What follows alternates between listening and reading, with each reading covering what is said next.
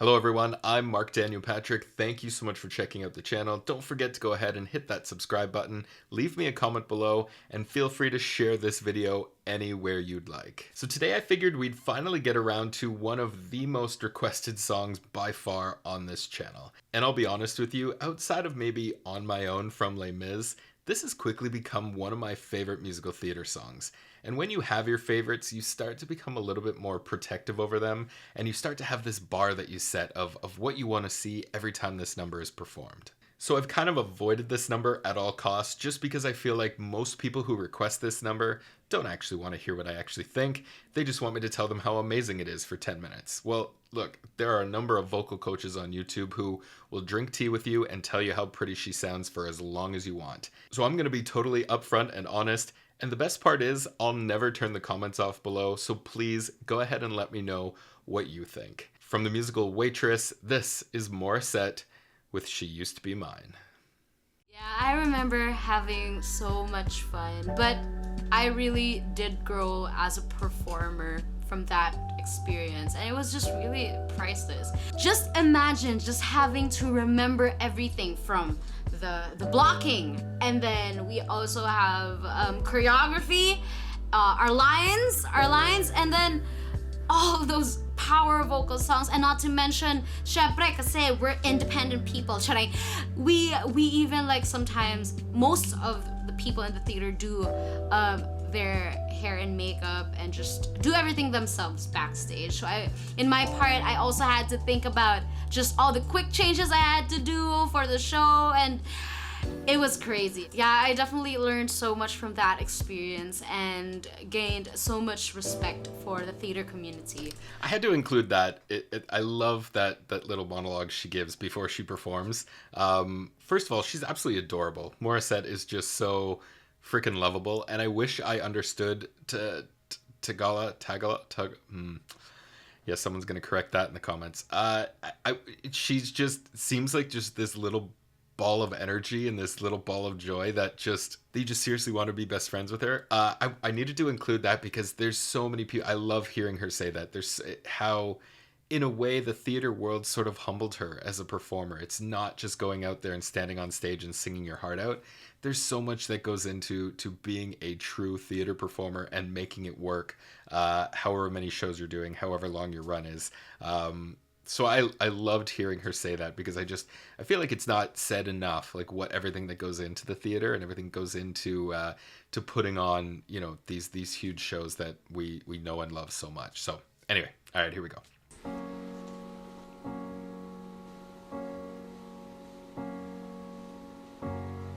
It's not simple to say that most days I don't recognize me, that these shoes and this apron, that place and its patrons have taken more than I gave them.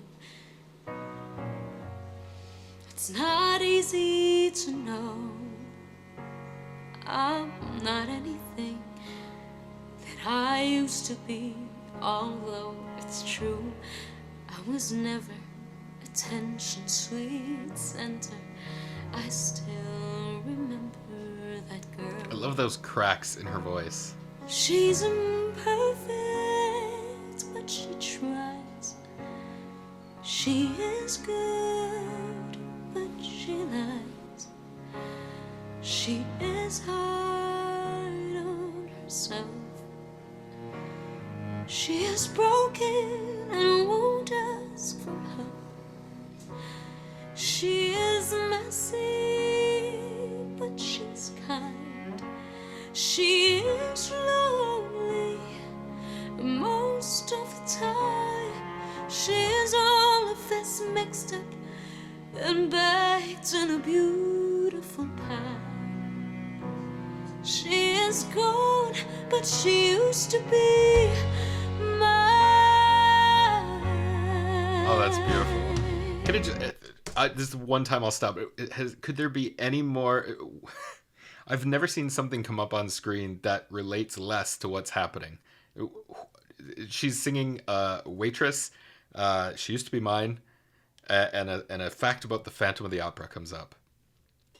Thanks, Stages. Okay, here we go. And it's not what I ask for.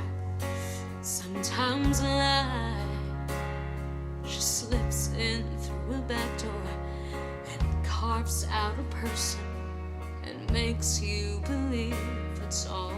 She's starting to go somewhere here. It's really... Now I got you. You're not what I asked for. If I'm honest, I know I would give it all back for a chance to start over and rewrite an ending or two. For the girl that I know who'd be reckless just enough, who gets hurt, but who learns how to toughen up when she's bruised. That little squeak. And gets used by a man who can't love. And then she'll get stuck and be scared of the life that's inside her, getting stronger each day. Till it finally reminds her to fight just a little, to bring back the fire in her eyes. That's been good, but she used to be mine.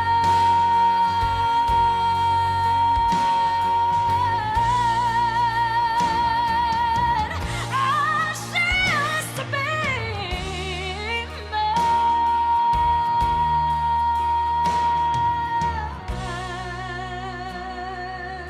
Oh. So much in that. She is messy, but she's kind. She is lonely most of the time. Pull back, pull back. She's all of this mixed up and baked in a beautiful pie. She is gone, but she used to be mine.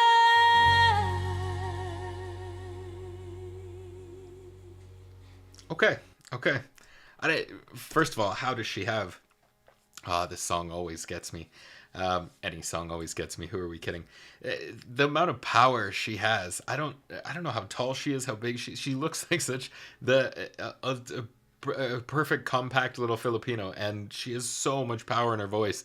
I mean, that's any Filipino singer, right? They just small and mighty is the motto there. Okay, let's go back and take a look at a couple of things. And the first thing is right off the start. That your impulse or your first introduction into a song is the most important part you're going to have, because it kind of sets the tone for where the audience is sitting. If you come into it with the wrong intention and a lack of understanding, you're going to lose the audience right away, because it's just not believable from there on out. So let's take a look at the beginning of her number here.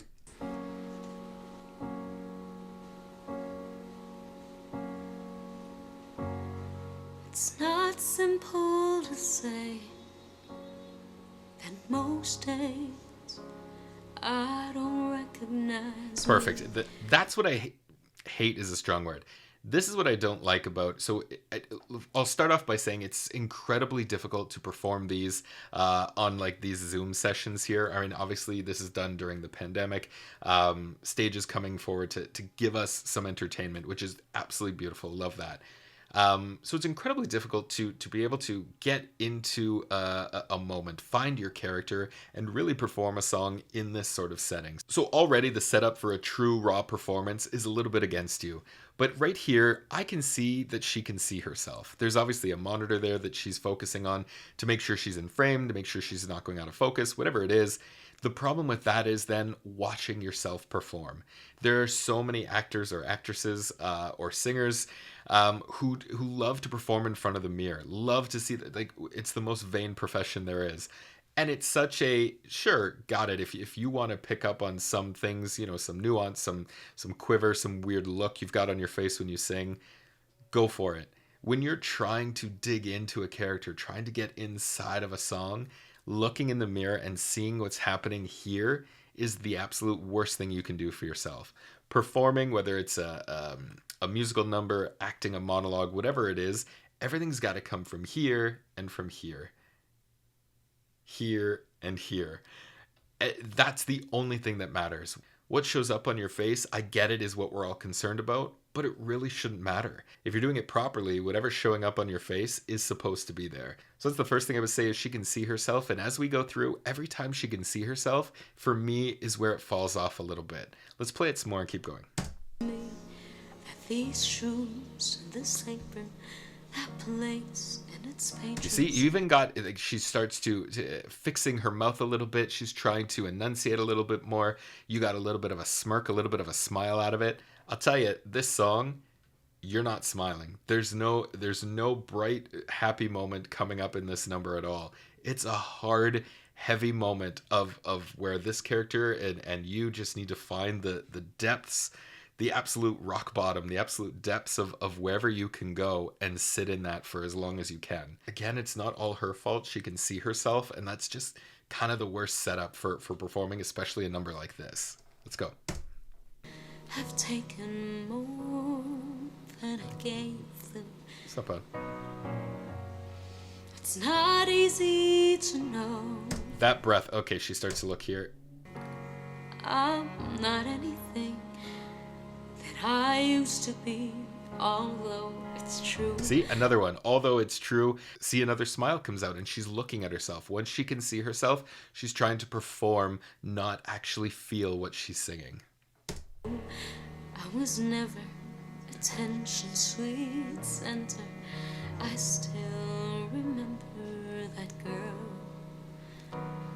She's imperfect, but she tries. So that breath right there, that breath, while I would never recommend closing your eyes for that long while you're performing, you know, for an audience, the eyes are the window to everything you're thinking and feeling. You kind of want to give them that as much as you can. But as soon as she hits that part, this is where the song shifts for me. She all of a sudden can kind of forget about or doesn't focus on looking at herself so much and thinking too much. It all of a sudden starts to shift into something real. It starts to sit into that heavy, dark place it needs to go. And she kind of will carry that on for a little while here. She is good, but she lies. She is hard on herself. Look at that. Even that break on self, instead of finishing it with a beautiful note, she allows it to break and pulls off. And it's beautiful. It's heart-wrenching. That's exactly what I would want to see. Instead of this, picture perfect, beautiful performance, give us a little bit of more grit. Give us some off moments. She is broken and won't ask for help. She is messy, but she's kind.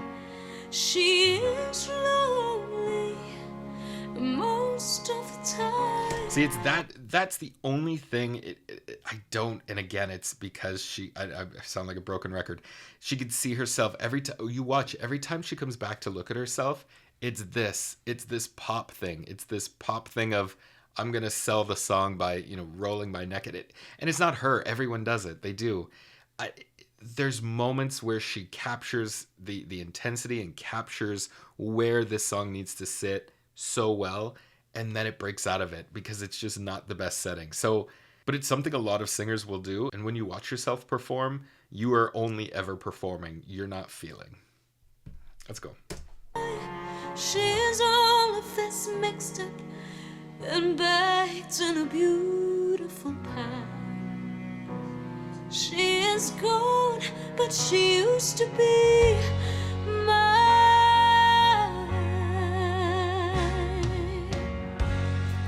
And it's not what I asked for. Sometimes life just slips in through a back door, carves out a person and makes you believe it's all true. And now I got you. You see, every time I love those looks off. That look is she can see her life. She can see what she wants it to become, and then all of a sudden references her baby that she's pregnant with. It's It's such a heartbreaking song. We know there's a peak. We know there's a climax where this song just finishes with just some absolute desperation. We need to build that to get us there. And so these are these little moments here where she's starting to really relive her life, starting to think about everything she's been through, and build up to that big climactic moment. You're not what I asked for. If I'm honest, I know I would give it all back for a chance to start over and rewrite an ending or two. For that girl that I know who'd be reckless just enough, who gets hurt, but who learns how to toughen up when she's bruised and gets used by a man who can't love.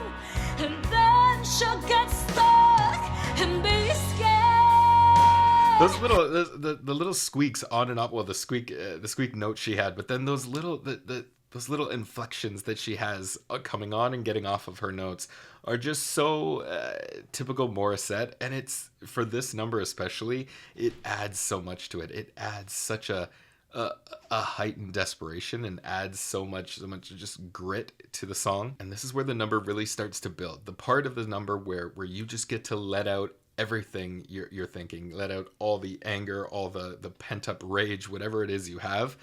Put it into your vocals and let it go as this number starts to build. So if you've done your job at the beginning of laying that groundwork of what we want to see and laying the groundwork of putting the number in a place where it can actually grow, now you can just let go and do whatever you want with it.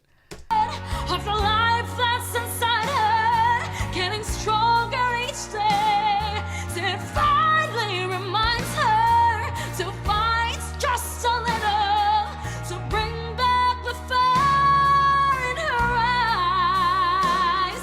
That's been good, but she used to be mine.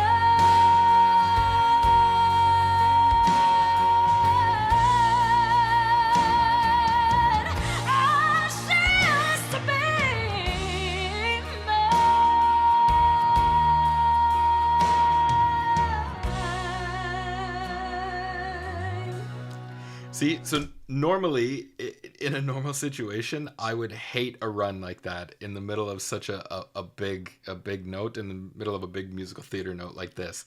But for me, it's fine. You can feel the emotion, the tension, everything coming off the screen. That run in that note doesn't ruin it for you. It doesn't take you out of it. It honestly almost makes it even a little bit more helpless. It's a little bit more of another cry for help. It's just... It's like I said, it's a part of the song where you can just let it all go, and that means showing off vocally as well. And she's taking full advantage of that, obviously, right here. She is messy, but she's kind. See, it's good. It's really good. This is the thing I hate. It's not her fault. So two things. She's singing in this, sort of Zoom setup. So that's hurting her. It's also hurting her that she has a track behind her. If you're singing this with a pianist or an orchestra behind you, they wait. They will wait as long as you need to, because that beat that she has right there at the end of that moment, she can take as long as she wants there to come into this, to compose herself, to find the right intention to begin that next verse with. They'll wait.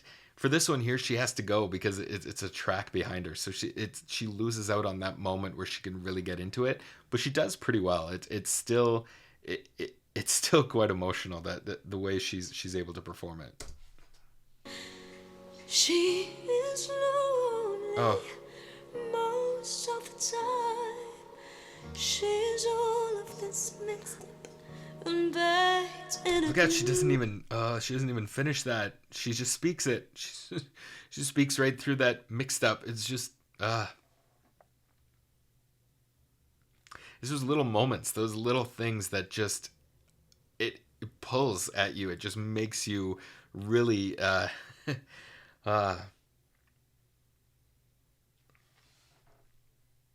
I'm lost for words now.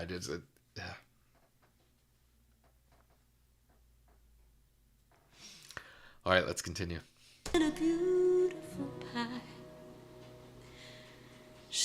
She's gone, but she used to be mine.